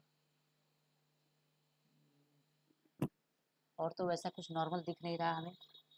मतलब होने के लिए तो नंबर्स के साथ बहुत सारे हो सकते हैं, हाँ, केवल इवन नंबर प्रिंट कर सकते हैं। void प्रिंट ओनली इवन, केवल इवन नंबर्स को ही प्रिंट करें। इसके अंदर हम एरे पास कर देंगे और उस एरे से क्या करेगा ये केवल और केवल इवन नंबर्स को ही प्रिंट करेगा। ARR ले लेते हैं। तो रीड करने का तरीका तो यही है, मेन जो तरीका है रीड करने का यही है भाई। अगर हमको इस एरे के एक एक एलिमेंट को एक्सेस करना है तो 2 डायमेंशनल एरे की ज़रूरत पड़ेगी ही पड़ेगी। मतलब रो और कॉलम दोनों को अलग अलग चलाने के लिए 2 लूप की ज़रूरत पड़ेगी। अब इसके बीच में हमें क्या ऑपरेशन परफॉर्म करना है, तो हमने कहा कि प्रिंट ओनली इवन। तो हम यहाँ पे प्रिंटिंग स्टेटमेंट जो है वो दे सकते हैं system dot out dot print l n, या सिंपली प्रिंट दे देते हैं। ठीक है, ये क्या करेगा, जो एरे का एलिमेंट है, जो एरे है array of I and array of J, इसको कैसे मॉडुलस बाई 2 करेंगे। अगर ये 0 के इक्वल आता है तब क्या करेंगे, तब क्या रिटर्न करना है हमें, इसी नंबर को जो एरे ऑफ आई है और जे। अदरवाइज क्या करना है, यहाँ तो हमने कुछ मेंशन ही नहीं किया, अभी तो एरर आ रहा है। वो टर्नरी ऑपरेटर का यूज हर जगह पॉसिबल नहीं है। ठीक है, अब टर्नरी ऑपरेटर में यही एक चीज़ नुकसान है कि अगर सपोज हमको केवल एक ही कंडीशन ट्रू होने पर ही वैल्यू रिटर्न करनी है, उसके अलावा वैल्यू रिटर्न नहीं करनी है, हमें प्रिंट नहीं करना है, तब ये टर्नरी ऑपरेटर धोखा देने लगेगा, गड़बड़ होने लगेगा। हमें कुछ ना कुछ तो यहाँ लिखना पड़ेगा। क्या यहाँ पे ऐसा क्या लिख सकते हैं, कंटिन्यू को देखे यूज हो सकता है क्या, कंटिन्यू को हम यूज कर सकते हैं, बिल्कुल नहीं कर सकते। अभी अभी भी नहीं कर सकते, मतलब किसी भी तरीके से यहाँ नहीं कर सकते। ठीक है, ये थोड़ा सा प्रॉब्लम है, इसके साथ थोड़ा सा प्रॉब्लम है टर्नरी ऑपरेटर के साथ। तो यहाँ पे हम क्या यूज करें, यहाँ हमारे लिए बेहतर क्या है, इफ यहाँ पे बेनिफिशियल है कि अगर इफ होगा तो सिर्फ एक कंडीशन पे, कंडीशन ट्रू होने पर क्या होगा, इस टास्क को परफॉर्म कर सकता है। अगर कंडीशन ट्रू होगा मतलब 0 से डिवाइड हो जाएगा। टर्नरी ऑपरेटर क्यों हटा रहे हैं, कारण समझ में आ गया, क्योंकि टर्नरी ऑपरेटर में यस अगर कंडीशन ट्रू होगी तब क्या होगा ये भी बताना है, कंडीशन फॉल्स होगी तब क्या होगा ये भी बताना पड़ेगा। ये दोनों मैंडेटरी हो गए। लेकिन इफ के साथ ऐसा नहीं है, अगर कंडीशन ट्रू हुआ तो क्या करना है ये बता देंगे। हमें ARR जो है इसकी value array of I and array of J, इसको प्रिंट करना है और विद स्पेस के साथ इस तरीके से। अच्छा यहाँ पे हाँ ठीक है, तो अब ये पहले चेक करेगा कि अगर ये 2 से डिविजिबल है तो प्रिंट करेगा, अदरवाइज कुछ नहीं करेगा। तो ये इफ का बेनिफिट है। इफ का नुकसान भी होगा, टर्नरी ऑपरेटर रहते तो एक लाइन में लिख देते, ये 3-4 लाइन लग गया। ठीक है, बात समझ में, किसी न किसी चीज़ का तो लॉस होगा भाई, अगर कुछ पाएंगे तो कुछ ना कुछ खोना पड़ेगा। प्रिंट वनली को हमने कॉल किया है, नहीं कॉल किया है, तो प्रिंट वनली को हम कॉल कर सकते हैं। कहाँ से कॉल करना चाहिए हमें, यहाँ से। यहाँ से हम कॉल करेंगे फाइंड एवरेज को भी कॉल कर सकते हैं, इसके अंदर वो एरे पास कर देंगे। अब ये सब के सब कॉल बाय रेफरेंस कहे जाएंगे।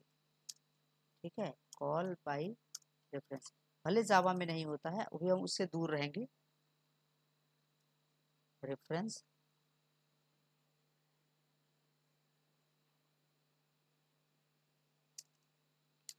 इस तरीके से। ठीक है,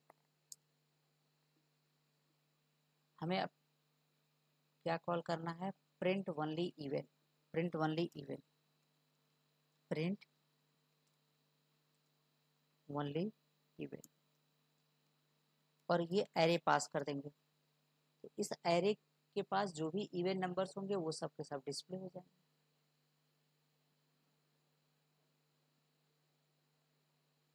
ये रहे, एलिमेंट्स तो बहुत हैं, इतने सारे एलिमेंट्स हैं, लेकिन इसमें से केवल वही प्रिंट हुआ है जो क्या है, इवन नंबर।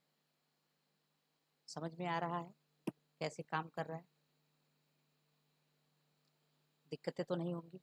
सर हाँ हाँ सर भाई, ऐसे प्रिंट करा सकते हैं कि ऐसे प्रिंट करा सकते हैं क्या कि टैबुलर फॉर्म में, लेकिन उसकी जगह जो ऐड ऑड नंबर्स हैं वो प्रिंट ना हो, बस इवन प्रिंट हो। अच्छा, टेबुलर फॉर्म। तो Yes. इसके लिए ये है, एक्चुअली में हमें क्या करना होगा, जैसे सेम लाइन पे आ रहा है तो हम क्या कर सकते हैं, जैसे ये हो सकता है, जैसे दो दो पॉसिबिलिटी है। अगर हम यहाँ पे इसको लाइन चेंज कर दें, system dot out dot print l n, इस तरीके से अगर हम लाइन चेंज कर दें तो इसका आउटपुट टेबुलर फॉर्म में आएगा ज़रूर, लेकिन सेटिस्फिएबल नहीं होगा थोड़ा सा। मतलब एक नया एरे बन जाएगा, ये ऐसा आएगा, टेबुलर फॉर्म में आएगा बट ऐसा आ जाएगा।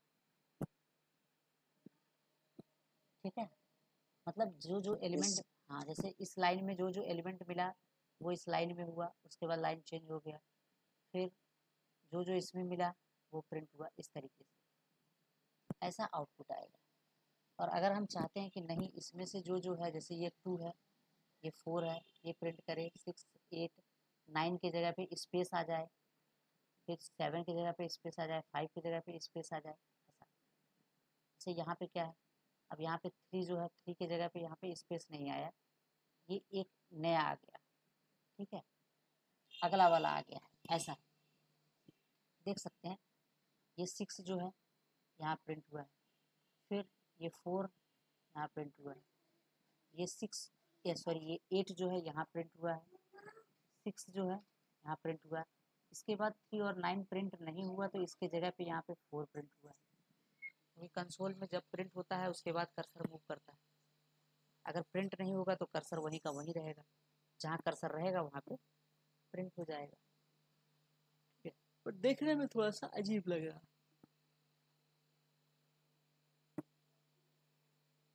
ठीक है जयंत। Yes, sir. अब पहले क्या होता था, जैसे पहले जो कंसोल एप्लीकेशन बनते थे, उन कंसोल एप्लीकेशन की फॉर्मेटिंग कुछ ऐसे होती थी। हम दिखाते हैं, एक कंसोल एप्लीकेशन दिखाते हैं। ठीक है, हमारे पास है कंसोल एप्लीकेशन,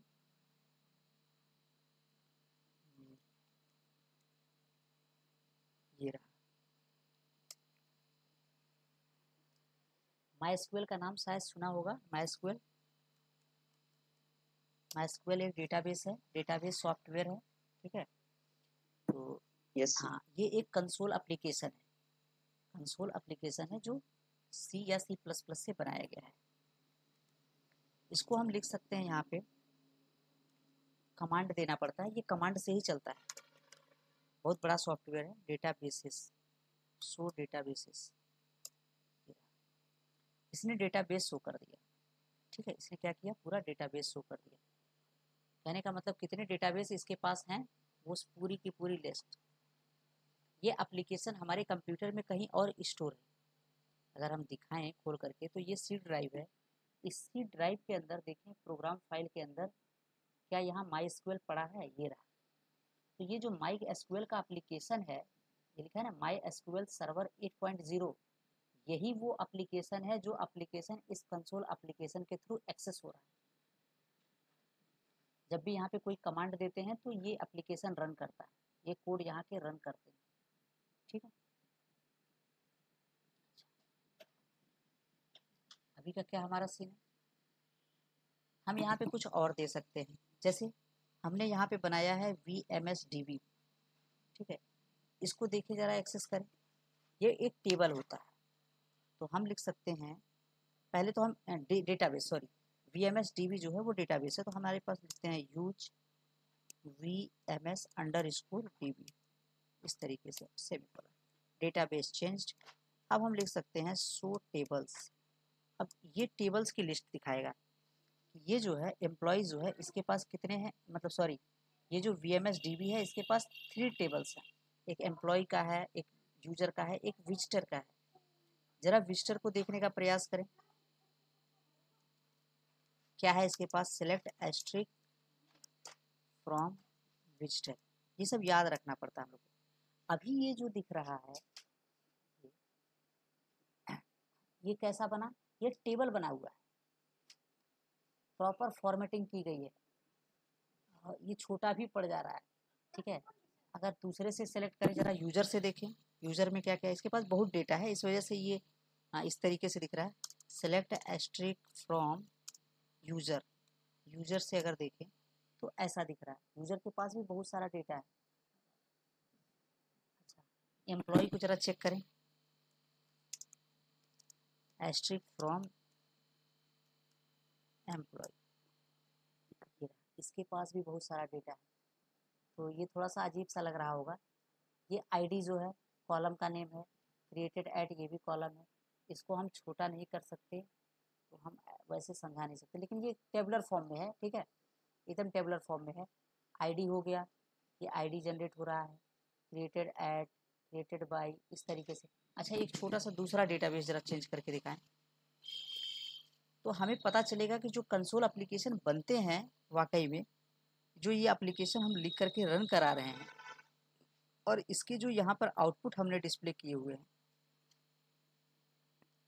इनको हम कुछ इस तरीके से फॉर्मेट कर सकते हैं कि ये ऐसा दिखेगा, बिल्कुल ये टेबल बन करके। इन्होंने कैसे बनाया है, प्लस और यहाँ पे इन्होंने हाइफन लगाया है, डैश डैश डैश डैश लगा करके इन्होंने बनाया, और नेम के हिसाब से, मतलब वैल्यू के हिसाब से वो चेंज भी होता है। एक कॉलम ये है अपडेटेड बाय के नाम से, चेक इन टाइम के नाम से है, और भी बहुत सारे हैं।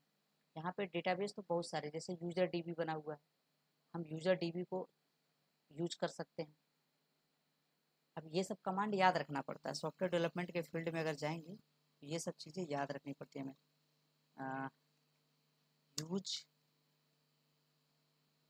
यूजर डीबी चेंज हो गया। अगर इसके पास टेबल देखने चाहें, कितने टेबल हैं, कोई नहीं, इसके पास तो टेबल ही नहीं, कोई टेबल नहीं।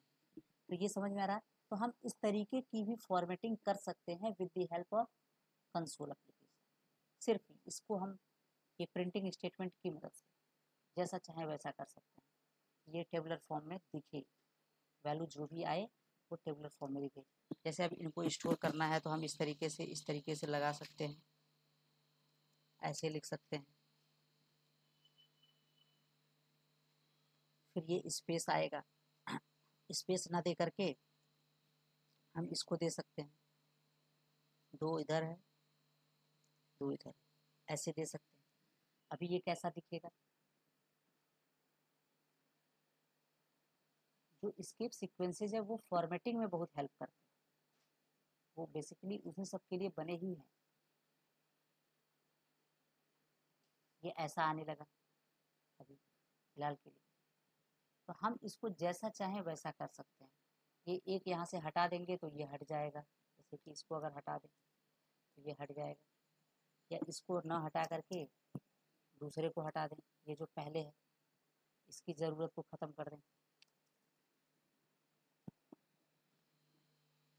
अभी इसकी फॉर्मेटिंग जो है वो कुछ दूसरे तरीके की हो जाएगी।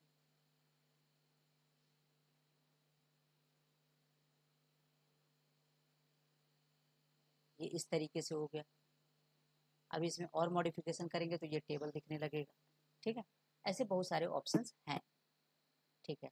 हमारा काम क्या था, हमारा काम ये था कि हम प्रोग्राम बनाएं, 2 डायमेंशनल एरे के प्रोग्राम बनाएं और उनसे उसके अंदर वैल्यू रखें और उनसे फेच करें। ये इतना काम हमारा था।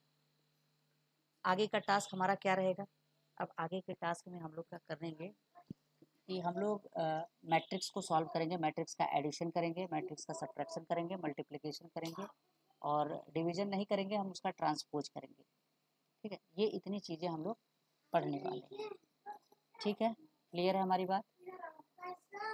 यस हाँ, यस तो अभी के लिए इतना रहने दें जितना हम लोगों ने पढ़ लिया, यस। ठीक है। नेक्स्ट टाइम मिलते हैं जब हम लोग कुछ और आगे बढ़ाते हैं। अच्छा, कुछ और स्टूडेंट होंगे तो उनको रिकमेंड करेंगे, क्योंकि जैसे ही एरे ख़त्म होगा तो फिर हम लोग आ जाएंगे किस पे, लूप पे, नहीं स्ट्रिंग है ना। अच्छा, लूप पढ़ा दिया सर ने?